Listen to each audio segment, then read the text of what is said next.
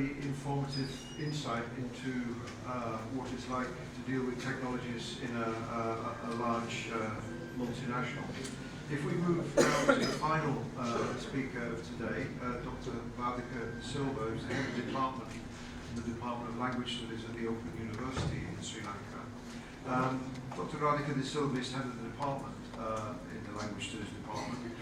She teaches at undergraduate and postgraduate levels and is engaged in research supervision and thesis examination at master's and PhD level. Her main research publications are based on issues and challenges in language learner strategy, research, effects of writing strategy, instructions on students of different language proficiency levels, the task of writing, tasks and writing strategy use, rubrics for assessment of writing and speaking awareness, of massive open online courses, student-teacher reflections and assessments, literacy of ESL teachers. Her research interests include language learner strategies, writing strategy instruction, language testing and assessment, open and distance learning, teacher education and online learning. Her studies have been published in reputed local and international journals. So I would like to invite Dr. Radhika De Silva to deliver a talk entitled Technological Evolution and the Humanities, Making Connections. Chair of the session, Professor Bob Simpson, Dean of the Faculty, and the head of the departments, and all the academics here, and dear students. Thank you very much for inviting me for this very interesting conference. Actually, I enjoyed the two sessions.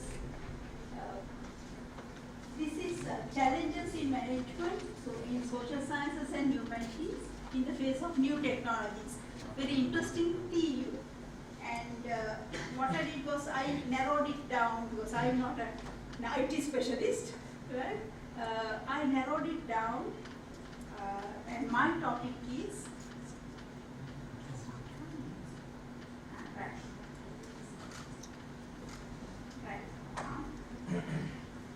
so the topic of my presentation is technological evolution and the humanities. Trying to make in some connections between these two. No, those are just to support. If it doesn't work, I can manage. Because technology.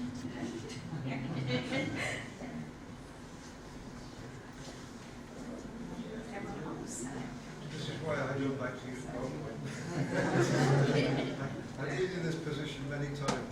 It's very awkward and embarrassing. So better just go on. It's okay. Right, I'll be talking about four main aspects related to my topic. Right? I thought of talking about the importance of the humanities as a subject discipline, and the role humanities has played in the evolution of technology. I'm looking at humanities, but has humanities done in the evolution of technology? And future threats to humanity and the role of humanities. And finally, I will talk about the mutual benefits of integrating humanities into technology and technology into humanities.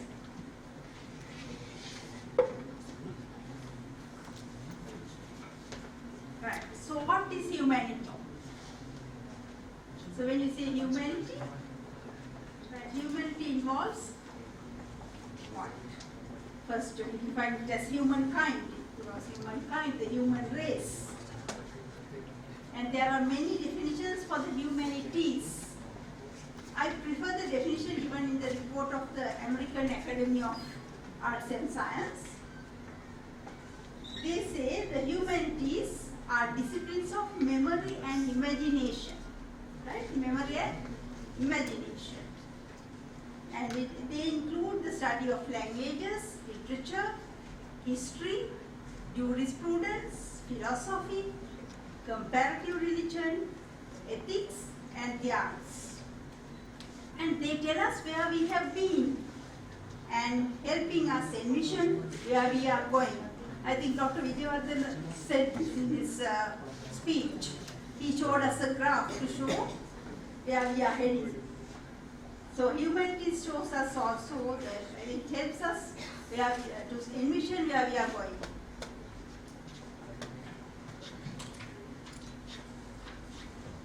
Right, so I would first like to discuss the importance of humanities as a subject discipline.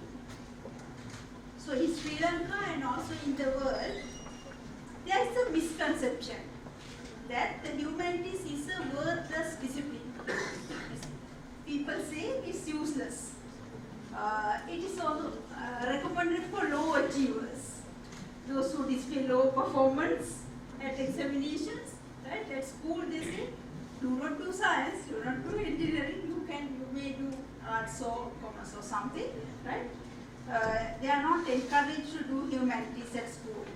And high scorers are always pushed for STEM streams.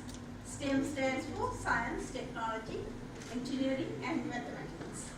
So all the schools and parents, teachers, relatives, friends, everybody, they push students to do STEM subjects.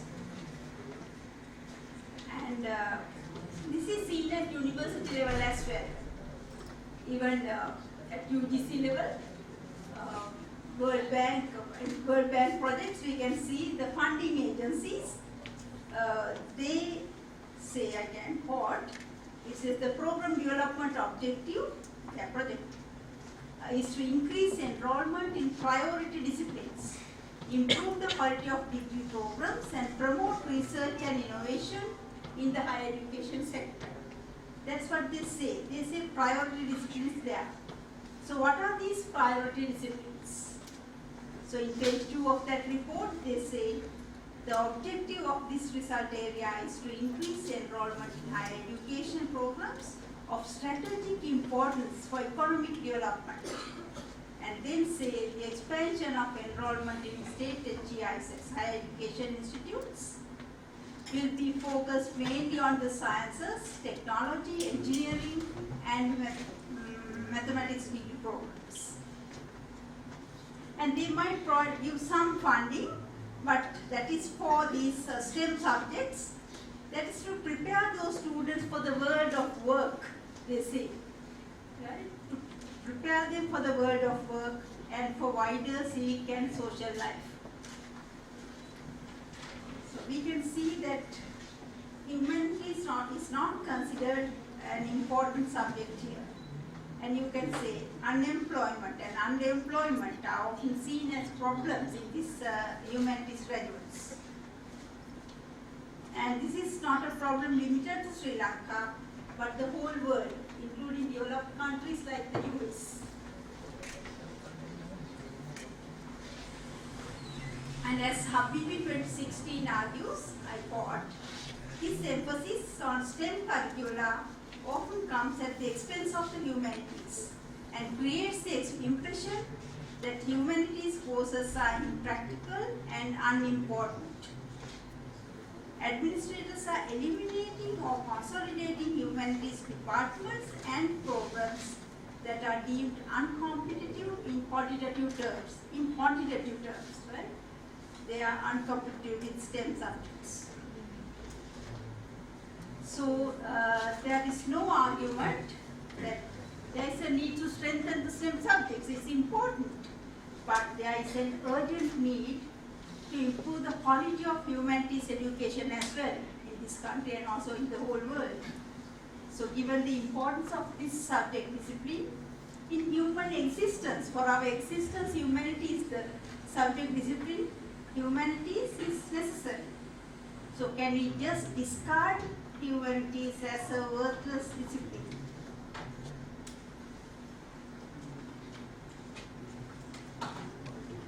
And let us see whether there is a connection between humanities and technology. Let's see what role that humanities has played in the evolution of technology. So how has humanities contributed to the development and evolution of technology? what is technology?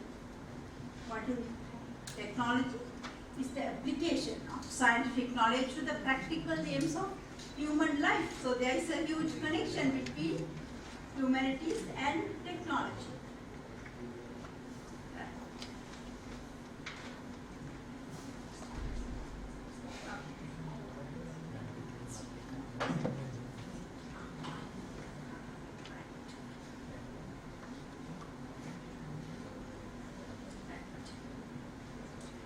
So we have many science fiction writers. So that is also part of humanities. People who have written novels, science fiction. So they have predicted many things long before these inventions have been done. So that is very important. Look at these people. The science fiction author, Isaac Asimov, what he predicted in his right. Isaac Asimov predicted the rise of cars with robot brains. Now they showed how artificial intelligence is now used in cars, self-driven cars. So this has been predicted long time ago by these writers. And Jules Verne, in the book From Earth to the Moon, has predicted landing on the moon and doing these things a long time ago. Actually, landing on the moon took place after 104 years of this writing. So you can see people like this have predicted these things, and science fiction has played a lot in these new inventions. And 20,000 Leagues Under the Sea, again written by Jules Verne, he predicted the electric submarine those days. Those days, submarines were just mechanical engines were there. He predicted this electric submarine long time ago. And Edward Bellamy's 1887 novel, Looking Backward, this shows the use of credit cards those days in 1887. So can you believe? Use of credit cards and debit cards has been predicted in Edward Bellamy's 1887 now. So you can see, people have thought of these things. There is a connection between humanities and technology. Technology has been developed based on this human thinking. But writers, new people in the humanities have predicted these things. And you know, so these people are called futurists. These futurists. There was a futurist who was in Sri Lanka, who lived in Sri Lanka, you all know. Who is he? Yes, Sir Arthur C. Clarke, yes. So Sir Arthur C. Clarke predicted this satellite communication long time ago.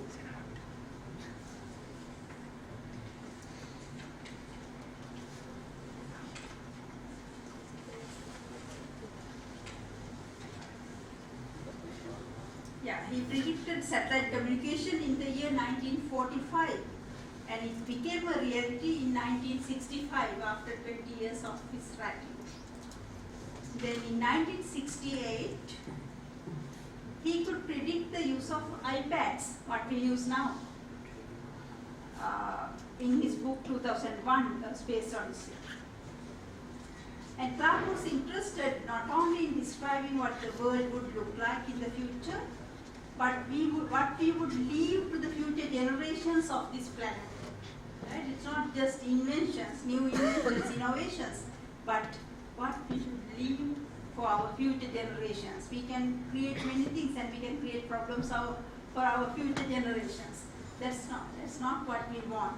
We want to preserve this planet for our future generation.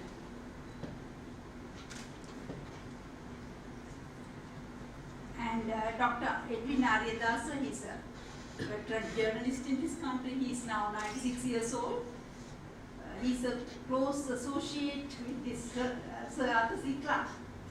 And in a newspaper, he said once, in his early days, that's Arthur C. Clarke's early days in this country, he would have to book a trunk call to telephone London. Right? If Bob has to now telephone in those days, if you were to make a call home, right? To book a trunk call to telephone London. it would take an hour, 2 hours or even more to connect the call. Sir Arthur would keep the telephone on his dining table. After the communication satellite became a reality, he wrote, "Now, when I dial 13 digits for London, I find London responding with a hello, even in less time than it took me to dial the 13 digits." Right? And also he has predicted many other things. We have to make use of those things in the future, I think. He has predicted of a space elevator in 2047. He says in 2047 we will have a space elevator. Then we don't have to worry about this Chandrayaan-2, right? Not being able to land on the moon. So there will be elevators going to the moon. So that may come true in the future yet. We are not sure, but people can get ideas from this science fiction. But there was the most unfortunate was the fiction "The World Set Free," written by H.G. Wells.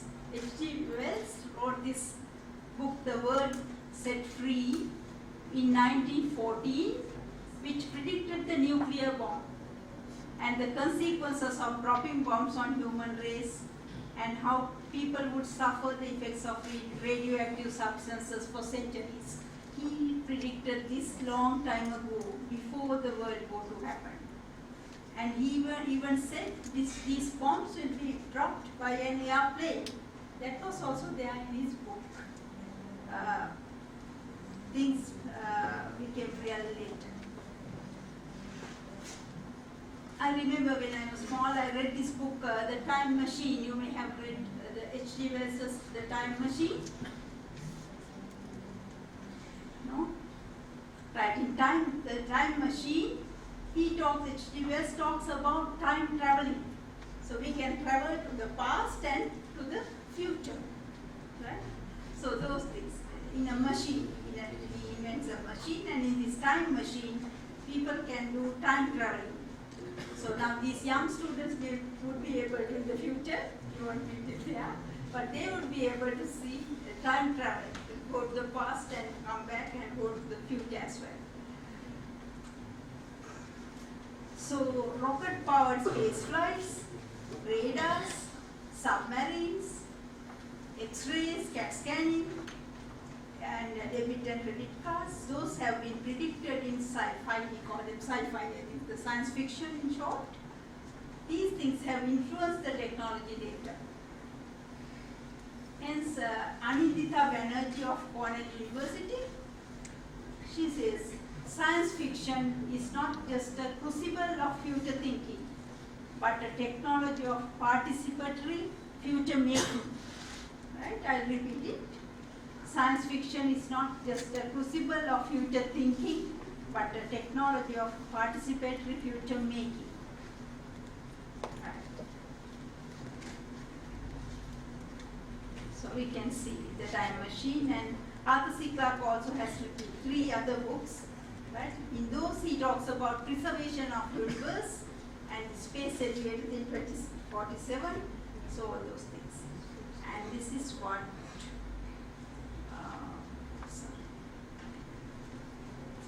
Anindita Banerjee says.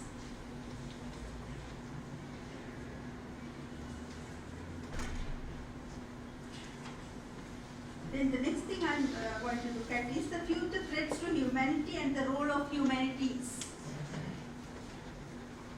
Now these days we know there are newspaper articles we can see, and on the news, the destruction of the world's largest rainforest.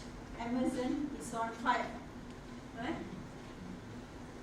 So human activities are causing irreparable damage to our ecological system. So Amazon, they say, it provides nearly 20% of the oxygen necessary for living beings on the earth. Now it's on fire.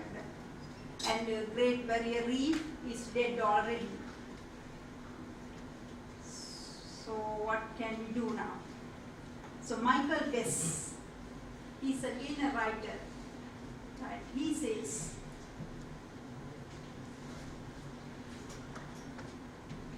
this is his book, Our Grandchildren Redesign Life in the Bioengineered Society of the Near Future. Right? These are books we should read. And another book he has written, The Superhumans. So in these books he talks about the new developments in biotechnology. He warns about the negative effects of bioenhancement of humans and animals. I think Bob mentioned this earlier, that in his speech. This bioenhancement of humans and animals and revolutionary potential of epigenetic enhancement modifications and their social, cultural, ecological, economic and psychological consequences. So we have to be careful of our future, and we can get ideas from these writers. Why do they say this? So Humanities helps us in that way. And another writer, Heidi Ballstick, in the Chronicle of Higher Education in 2016, she reports, humans and our domesticated animals now constitute an unprecedented share of the Earth's zoomass and consume a disproportionate part of the biomass. That again would be a problem. We consume a disproportionate part of the biomass. This results in environmental stress and destruction. And she further states that a global eco-cultural awareness is required, and the humanities must play a leading role in raising awareness and political consciousness. This political consciousness is also very important if we are to control these things, mitigate these problems. Now the final thing I want to discuss is the mutual benefits of integrating the humanities into technology and technology into humanities. Now I've heard Mr. Tantaviratna saying, right, that decision making is very important in the private sector. Now he was talking about his business. He says that all the data are available, but if the person cannot make the right decision, there is a problem, right? So decision making, where does this come from? Actually, in the humanities, the literature, in the other subjects, right? You teach these things, right? The problem solving, creative, critical thinking. Those things come in these humanities subjects. So if we integrate that knowledge into technology, that is very useful, right? It is true that technology is advancing at an unprecedented rate, but when it permeates human lives, humans begin to keep it under thorough scrutiny. They have to think of it. So how would the new innovations be valued or accepted by its future users? It says high-tech companies now employ or seek support of humanities specialists. Right? You may be now hiring humanities specialists as the leaders. Right. So psychologists are needed, sociology. You said the colors people like, now those are used in wrappers. So to do that you need psychologists. So psychologists, sociologists, linguists, statisticians are employed in this, in designing and marketing these products. Right. So their critical thinking skills, problem solving and decision making skills of humanities graduates may make them efficient managers and excellent leaders. So as teachers, as university academics, we need to develop these skills in our students. And dear students, you need to develop these skills in you. So that will help you in getting, they won't say that you cannot be employed. If you have these skills, you have a future. Right, so on the other hand, humanities need to become more digital friendly. Digital humanities is a new field which has now come into scene. Right?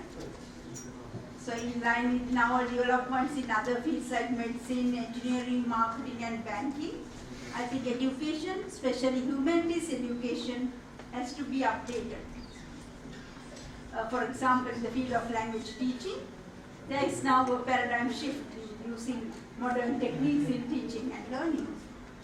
We had a workshop recently, and there were some elderly, I'm also elderly teachers who are not that tech savvy, right? They came, and when we introduced the Moodle course to these teachers, they said, "Now hereafter we won't have the job, right? Students will not attend our classes. They will not need us anymore." That was their thinking, right? So we need to use computer-assisted teaching, multimedia, e-books, video conferencing. Those things are essential. But when we ask students, they don't need only technology, online courses. They want both, right? They say we want the input from the teachers as well, right? We don't need to dismiss the teacher. So teachers plus technology, both are required in this delivery.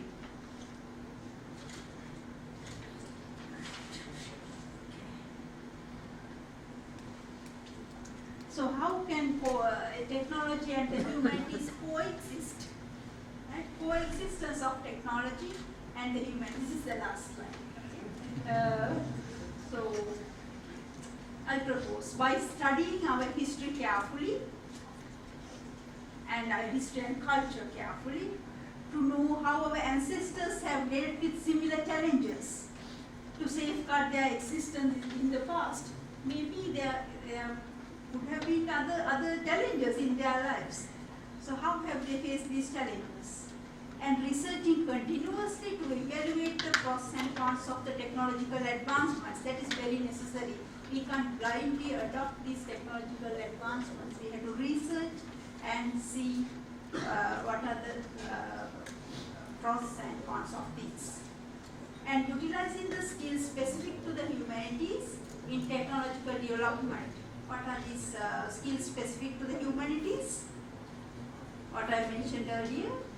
Those are the problem solving skills, critical thinking skills, decision making skills, those skills, and statistical knowledge in technological development.